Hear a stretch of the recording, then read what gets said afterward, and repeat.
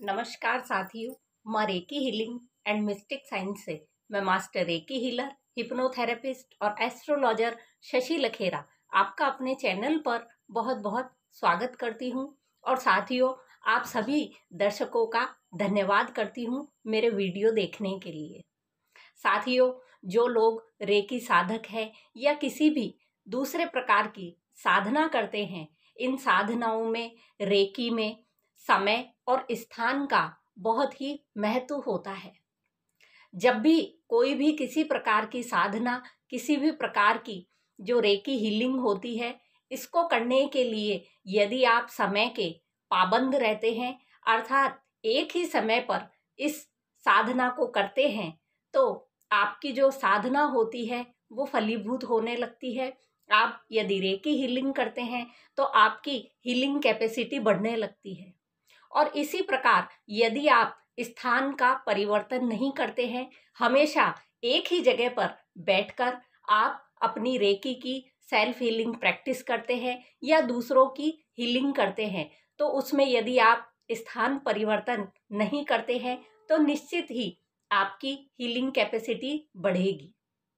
साथियों, जो recce healing में हीलिंग के लिए समय होता है, चाहे वो खुद की हीलिंग का समय हो चाहे दूसरों की हीलिंग का हो, उसमें समय आपको ऐसा चुनना चाहिए जिससे कि आप अच्छे से एनर्जी दे सके और सामने वाला व्यक्ति अच्छे से एनर्जी ले सके।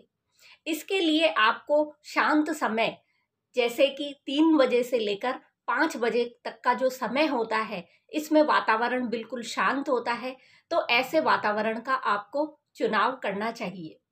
ऐसे शांत वातावरण में जब कभी भी आप हीलिंग करते हैं, चाहे आप सेल्फ हीलिंग करें, चाहे आप दूसरे व्यक्ति की हीलिंग करें, तो आपकी हीलिंग पावर बढ़ती है। और इसी प्रकार जब आप एक ही स्थान पर बैठकर करते हैं तो भी आपकी हीलिंग पावर बढ़ती है। आप अपने स्थान के लिए घर में अपना पूजा स्थल चुन सकते हैं, क्योंकि आपके घर का जो पूजा स्थान होता है, वहाँ की जो वाइब्रेशन होती है वो बहुत ज़्यादा पॉजिटिव होती है। इसी तरह से आप जंगलों में, पार्क में, बगीचों में या फिर किसी घने पेड़ के नीचे भी आप डेली की सेल्फ हीलिंग या दूसरे की हीलिंग कर सकते हैं।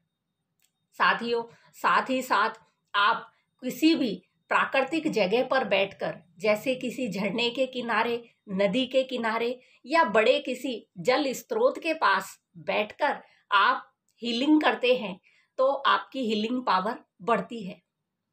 साथियों, जो जापानीज लोग होते हैं, जब खुद की हीलिंग करते हैं या दूसरों की हीलिंग करते हैं, तो हीलिंग के लिए वो प्राकृतिक वातावरण का चुनाव करते हैं।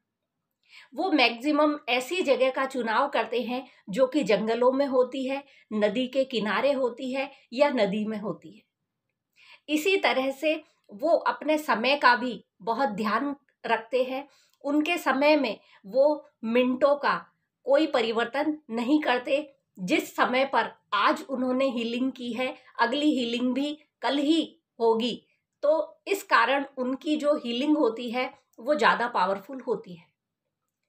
तो साथियों, जो भी रेकी हीलिंग करते हैं या करना चाहते हैं, तो वो पहले इस चीज को अपने दिमाग में अच्छे से बिठा लें कि रेकी में जो समय होता है और जो स्थान होता है, इसका बहुत महत्व होता है। और जब आप इन दोनों चीजों का बहुत अच्छे से ध्यान रखते हैं, तो निश्चित ही आपकी हीलिंग पावर बढ़ती है। धन्यवाद।